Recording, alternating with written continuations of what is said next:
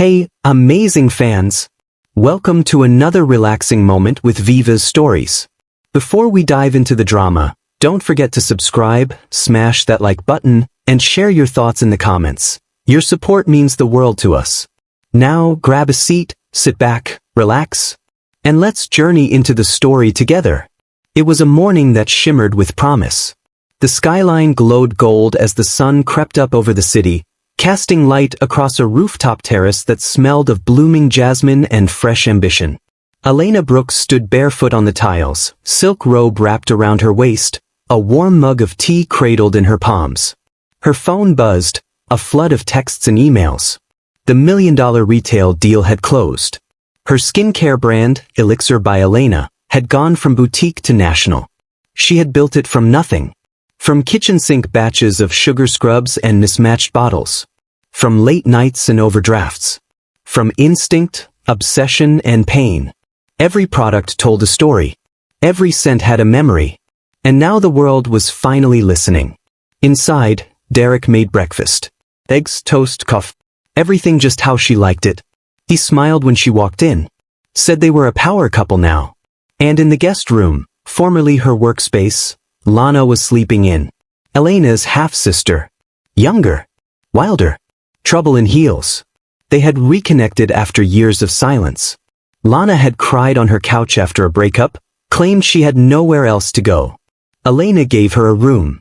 Then a job. Then a second chance. For the first time in her life, Elena had it all. Legacy. Family. She didn't know that by the end of the month, all of it would burn. At first, it was subtle. Lana started showing up late to meetings. Missed emails. Claimed the Wi-Fi was down. Claimed she misunderstood deadlines. People grumbled quietly, but Elena defended her. Said she was adjusting. Said trust took time. Then came the weird glances. The strained silences. Team leads hesitating before speaking when Lana entered the room. Designers whispering in corners. A packaging sample went missing. Then a prototype. Then an entire folder of R&D notes, gone. Elena told herself it was disorganization. Startup chaos. Nothing serious. She caught Lana walking out of her office once, closing the door too quickly, her eyes flicking with guilt. Said she was looking for the printer manual. Something was off. One night, while Derek showered, his phone lit up. Elena glanced at it instinctively. It was a message from Lana. Just a heart emoji. She stared at the screen, frozen. Then the message vanished. She didn't say anything. Not yet. She told herself families made mistakes. People could change. She didn't want to believe her sister was capable of sabotage. She didn't want to believe her boyfriend might help her do it. She didn't want to, but soon she wouldn't have a choice. It happened on a Monday morning. Elena left her gym bag at work and swung by the office before sunrise. The building was quiet. The elevator hummed. She walked down the hall, heels tapping softly against the floor. Then she heard it, voices. From the conference room. Muffled but clear enough. Lana. Laughing. Derek. Low, confident, smug. They were talking about her. Planning a new launch. Not just any launch, a full brand. Formulas, marketing angles, packaging. Everything she had worked on for years. Everything she had trusted them with. Lana called her oblivious. Said she was too obsessed with her dream to notice the theft happening in front of her. Derek said they'd flip the formulas, rebrand, launch by next quarter. Said by the time she figured it out, it would be too late. Elena stood outside the glass wall, unseen. Listening. Her stomach twisted. Her vision blurred. Her lungs refused to pull in air. They weren't just betraying her business. They were stealing her name. Her legacy. Her identity. And doing it together. She turned. Walked out. Didn't cry. Not yet. She just walked. Silent. Shaking. The golden hour was over. Now came the fire. The next 3 days disappeared. She turned her phone off. Closed the blinds. Didn't eat. Didn't sleep. Just sat on the edge of the bed, staring at the floor. The internet exploded. Rumors swirled. Influencers speculated. Former clients pulled back. Investors called her a liability. Retail partners asked for pause clauses. And her inbox overflowed with pity, doubt, silence. Then came the press release. Derek and Lana had gone public. A new skincare brand, Solstice Glow, with a full launch campaign.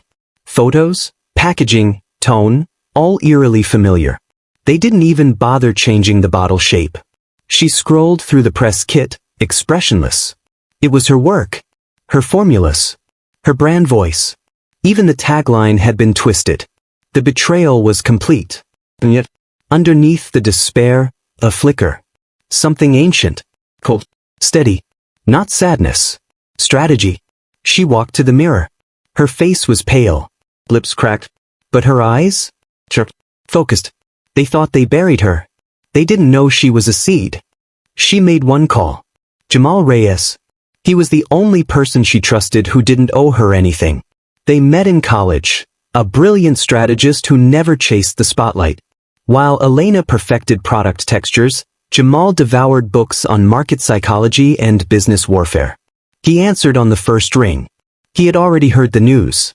He already had a plan. The next morning he arrived with notebooks, data sheets, mood boards. No pity. No small talk. Just blueprints. The dining table became a war zone. Marker pens. Whiteboards. Scent testers. Wireframes. Burn rate calculators. They sketched out what she had lost. Then they designed what would rise in its place. No investors. No agencies. No PR teams. Just one woman, one mind, and one mission. They named it Phoenix. A name that meant she'd been burned, but not broken. That she would rise, not quietly, but in full, roaring color. 3 new products. New ingredients. New formulas. More powerful. More targeted. More honest. No gimmicks. No borrowed clout. No fake buzz. Just truth. And story. And fire. Elena filmed a video. No makeup. No lighting tricks. Just her. Her voice. Her truth. She told the world how it felt to be betrayed by blood. How it felt to be erased. How it felt to watch everything you built be handed to thieves. But she didn't ask for sympathy. She asked for space. Space to rebuild. Space to evolve. Space to prove she was more than what they took. The video hit 1 million views in 48 hours. Not because she was trending, but because she was real. And for the first time in weeks, she smiled. Not for the camera, but because she finally remembered who she was. Not the girl who got played. Not the founder who got robbed. But the fire they failed to kill. No press stunts. No celebrity endorsements. Just 3 products. A moisturizer. A serum. A cleanser. Simple. Pure. Ruthless in quality. She didn't need mass hype. She needed resonance. The Phoenix collection launched quietly, on a Sunday morning, through a Shopify site built in 2 weeks. No ads.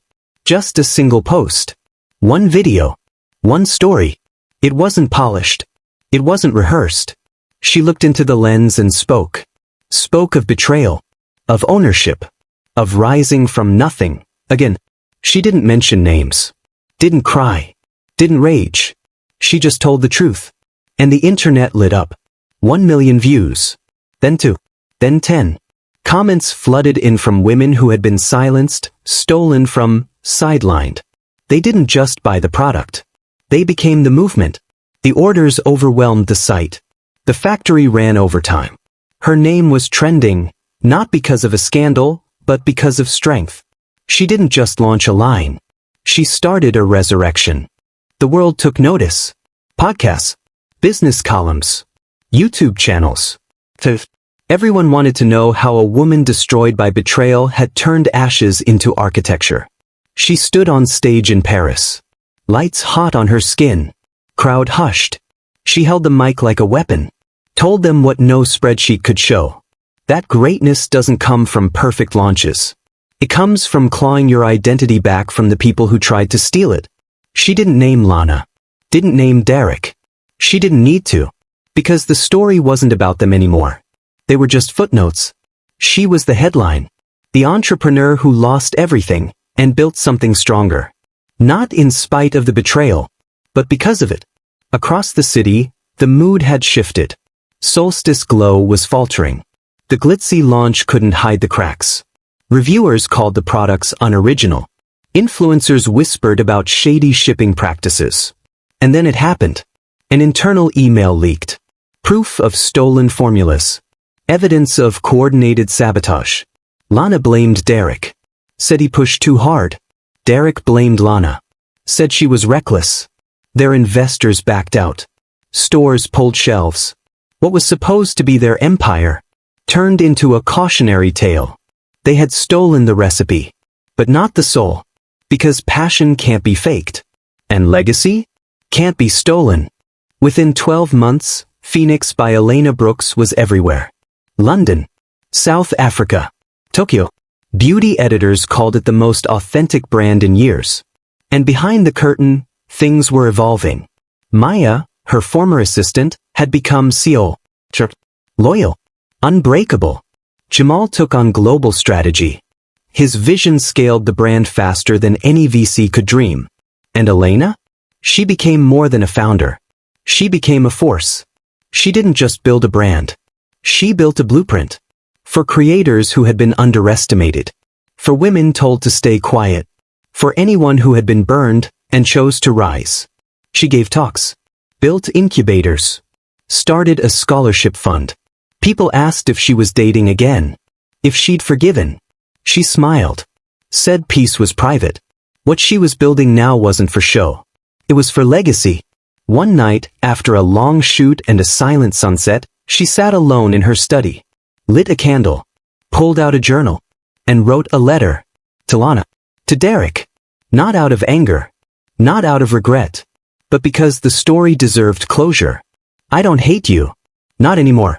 What you did nearly broke me. But it also freed me. You took what I thought defined me. And forced me to find what actually did. I found fire. I found clarity. I found myself. You'll never have what I built. Because you never earned it. But I hope one day you find your peace. I found mine. She closed the journal. Didn't mail it. Didn't post it. She didn't need the world to see it. Because the best revenge wasn't proving them wrong.